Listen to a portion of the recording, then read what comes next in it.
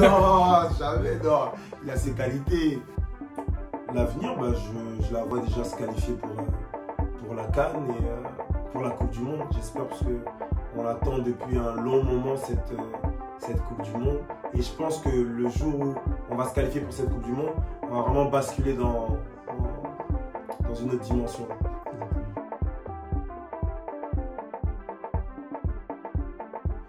Bonjour Distel, merci de nous faire le plaisir d'être avec nous. Alors premièrement, comment vas-tu physiquement Distel? Bonjour à tous et bonne année à tout le monde. Ça va très bien. Là, je me prépare actuellement pour aller aux États-Unis d'ici la fin du mois. Donc, je m'entraîne avec un préparateur physique et tout se passe bien. Nickel. On va un peu revenir du coup sur ta carrière, notamment dans l'interview. Et pour commencer sur ta carrière, c'est notamment tes débuts en équipe de France et après ta passation avec l'équipe du Congo. Comment s'est passée cette transition de France équipe jeune à l'équipe nationale de la RDC? C'est fait tout simplement. C'est vrai que j'ai côtoyé toutes les classes de l'équipe de France de jeunes, de 16 ans à 20 ans. Après ça, à un moment donné, c'est vrai c'était un choix avec ma famille, avec mon entourage. Et tout simplement, j'ai choisi mes origines, qui sont le Congo. Et c'est vrai, depuis jeune, quand je voyais le Stade des Martyrs, les matchs, pour moi, c'était quelque chose de grandiose. Et je me disais un jour, pourquoi pas y jouer. Est-ce qu'il y a des joueurs qui ont participé à ton intégration ou à te faire réfléchir à l'éventualité de jouer pour le Congo ou pas dans ta carrière? Ouais, totalement. À l'époque, il y avait Youssouf Moulumbu, qui avait déjà ce rôle un peu de rassembleur, de fédérateur pour les jeunes binationaux français. Il y avait Youssouf, il y avait Chabani Nonda aussi, parce que moi j'étais à Monaco. Donc ouais, Youssouf, Chabani Nonda et Cédric Mongongu qui était avec moi à Monaco. Donc et tous, ils ont fait en sorte que je prenne la décision de jouer pour le Congo. Parfait, justement, Monaco, cette formation, que retiens-tu de cette formation, notamment avec Cédric Mongongu et autres? Que du positif, j'imagine. Ouais, franchement, que du positif. J'ai beaucoup appris, tant sur le plan humain que sportif. J'ai rencontré des personnes vraiment extraordinaires. Et aujourd'hui, je pense que si je suis devenu un homme, comme je suis devant vous, c'est en grande partie grâce à la formation qu'on a eue à Monaco. D'accord. Tu as fait ta première apparition pro à Monaco, si je ne me dis pas de bêtises. Est-ce que tu peux nous parler de cette première, notamment dans le championnat français avec le groupe pro de Monaco? Ouais, je m'en souviens, c'était à Saint-Étienne. C'était au Chaudron, je m'en souviens. Le coach, c'était Ricardo à cette époque-là. Et du coup, il m'avait convoqué dans le groupe. C'est des moments inoubliables, c'est des choses qu'on n'oublie pas parce que à l'époque, c'était le grand Saint-Étienne de Feinduno, Piquion. Il y avait même Erita, Ilunga. Ouais, il y avait Erita. Donc moi, je les voyais, j'avais des yeux qui pétillaient. Et c'était un rêve qui se réalisait, quoi. Parfait. On va continuer un peu dans les souvenirs. On va parler aussi de ta période à Le Havre, où tu as rencontré pas mal de joueurs assez, on va dire, grandioses avec du talent. Qu'est-ce que tu veux retenir de cette période à Le Havre? Le Havre, c'était déjà... j'ai fait 3 ans et demi là-bas. J'ai fait le plus de temps dans ma carrière dans un club, c'était au Havre. Et ouais, c'était super, franchement. C'était une superbe ambiance. En plus, c'est un club formateur. Et de là, il y avait les Benjamin Mendy, les Riyad Mahrez, Ferland Mendy, Lys Moussi. Il y a beaucoup de joueurs qui étaient formés là-bas. Et je suis vraiment fier d'avoir joué au Havre parce que j'ai beaucoup appris aussi au Havre. Est-ce que tu es toujours en contact avec ces joueurs, Benjamin Mendy, Riyad Mahrez par exemple? Ouais, plus Riyad Mahrez. Ouais. Riyad, parce qu'avec lui, en fait, les gens ils savent pas, parce que souvent dans mes réseaux, on me demande, ah, t'es souvent avec Riyad, mais en fait, Riyad, c'était Marechele, je sais pas si vous connaissez un ancien international, qui était son coach à Sarcelles. Et bon, moi, comme je le connaissais, Marechele, du coup, il m'a dit que Riyad, il y avait un petit alu de Sarcelles qui venait, et ce petit, c'était Riyad. Donc, quand il est arrivé au Havre, moi, je l'ai pris en main. Et c'est Riyad, il a grandi un peu avec des aéros à Sarcelles, donc le feeling, il s'est fait tout simplement. Donc en gros, tu es en train de nous dire que Riyad Mahrez, ce qu'il est aujourd'hui, c'est grâce à toi, c'est ça? Non, jamais, non. Il a ses qualités à lui. Mais c'est vrai que lui, il venait du monde amateur. Moi, j'étais déjà dans le monde pro. Et je l'ai beaucoup aidé, j'étais beaucoup avec lui. Et jusqu'à aujourd'hui, on a gardé des bons contacts. Ouais. Tu as eu le rôle du grand frère, on va dire. Ouais, un peu. D'accord, parfait. On va maintenant parler sur la sélection de RDC. Tu es un international congolais, tu as beaucoup joué avec le Congo. Que retiens-tu déjà de tes époques sous le maillot des Léopards? Ouais, c'est que du positif. Hein. Sincèrement, des bons moments. Le Stade des Martyrs. Tata Raphaël, parce qu'il n'y en a pas beaucoup qui ont eu la chance aussi de jouer à Tata Raphaël. J'ai pu voyager en Afrique et porter dignement le drapeau congolais.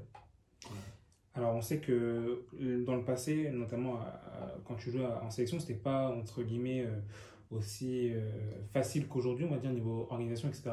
Quel type de difficultés tu as pu rencontrer au sein de la sélection?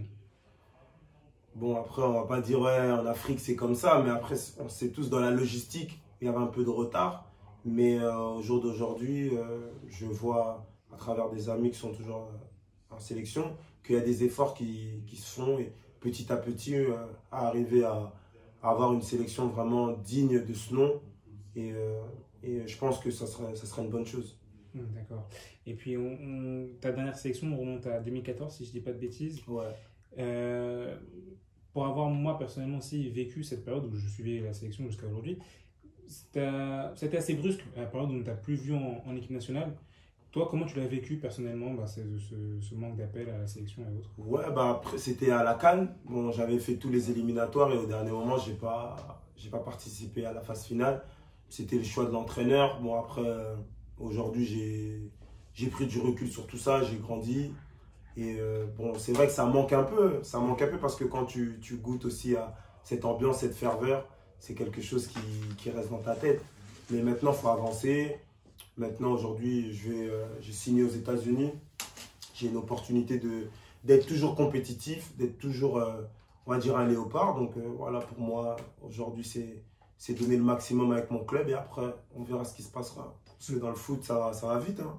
Donc là, tu es en train de dire que tu n'as pas mis un terme à ta carrière internationale, tu es toujours disponible pour la sélection. Non, moi, j'ai pas fait de déclaration en disant que je prends un terme. Non, pour moi, je pars du principe que quand tu es toujours compétitif, tu joues en club, tu as aussi la possibilité de jouer pour ta nation. Justement, qu'est-ce que tu penses de l'équipe actuelle de la RDC? L'équipe actuelle, je pense qu'elle est bonne. Il y a une très bonne équipe. Il y a eu un turnover, que ce soit au niveau des dirigeants et aussi au niveau des joueurs. Et non, je pense que ça suit son chemin. On a des joueurs comme Bakambu, comme Marcel, on va dire, qui excellent dans leur club. C'est bien parce que c'est la promotion de nous, des joueurs congolais. Et c'est bien quand on est mis en avant parce que c'est bénéfique pour tous les Congolais en fait. Exactement. Et comment tu vois l'avenir du coup de la sélection? L'avenir, bah, je la vois déjà se qualifier pour la CAN et pour la Coupe du Monde, j'espère, parce qu'on attend depuis un long moment cette Coupe du Monde. Et je pense que le jour où on va se qualifier pour cette Coupe du Monde, on va vraiment basculer dans une autre dimension. Exactement. Dernier point sur ta période en club où il y a eu, on va dire, entre guillemets, un peu de difficultés, c'est ton passage en Turquie. Ça s'est pas très bien fini, on va dire. Comment tu as vécu, si à titre personnel, bah, ce passage après la Turquie? Bah, la Turquie, c'est vrai que j'ai connu des hauts et des bas, mais ça m'a beaucoup formé, ça m'a forgé mentalement pour aujourd'hui être là. Et non, je me dis que si c'était à refaire, je le referais. Je le referai. Après, j'ai pas eu le facteur chance quand le coach qui m'a fait venir s'est fait virer. C'était un peu compliqué, mais j'ai honoré mes 2 années de contrat. J'ai honoré mes 2 années de contrat et la deuxième année, j'ai vraiment pu jouer. Donc, pour moi, je me dis, j'ai terminé sur une note positive quand même là-bas.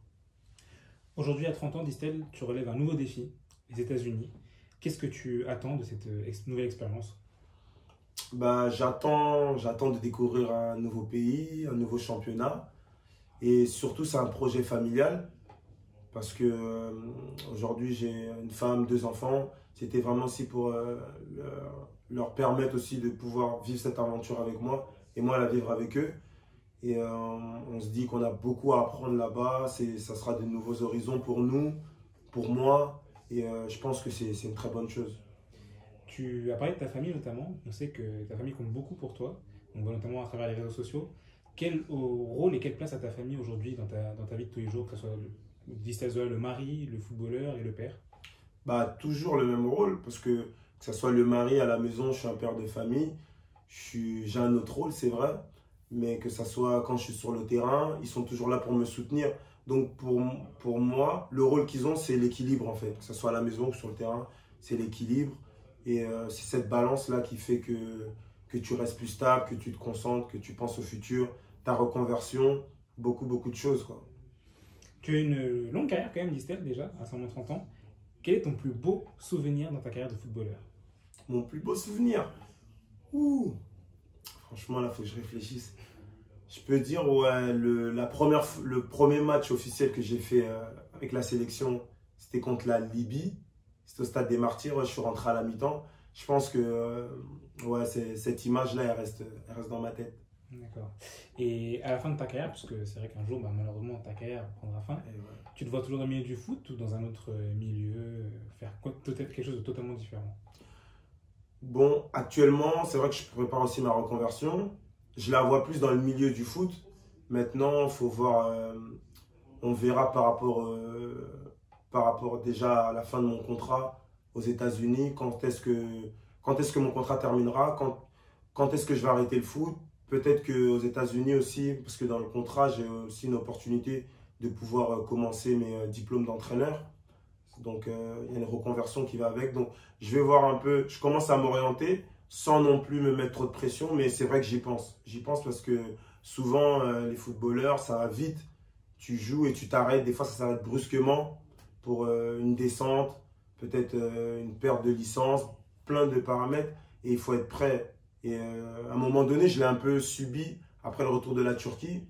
J'ai fait quelques mois sans jouer et c'est vrai que là, tu es face à toi-même. C'est pour ça que c'est très important d'anticiper et de pouvoir au maximum préparer son après-foot. Exactement. Et dernière chose, Distel, qu'est-ce qu'on peut te souhaiter pour l'avenir?